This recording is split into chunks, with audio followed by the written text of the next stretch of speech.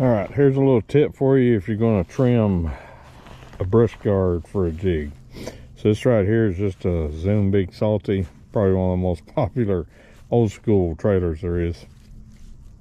So a lot of people trim these weed guards, and the reason they talk about trimming them is it just better hook set, a better appearance, all this other stuff. I'm going to show you, this is the only reason why I trim a weed guard. This is the only reason.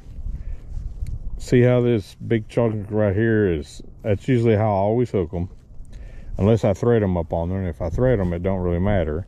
If you use a grub up on here, it don't really matter. But in this case, what I want is I want this brush guard to come down, and see how it doesn't touch. That's the reason why I trim. Now this weed guard was a little bit longer, perfectly fine for any other application, but when I put on these chunks, I want it trimmed so that it just barely misses.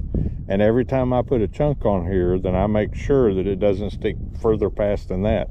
That way, whenever that I set the hook, it gets every bit of that hook exposed. But you don't have to take a whole lot off of it. And there you go. That's my little tip on how to trim a brush guard and the reason why. Let's get back to fishing.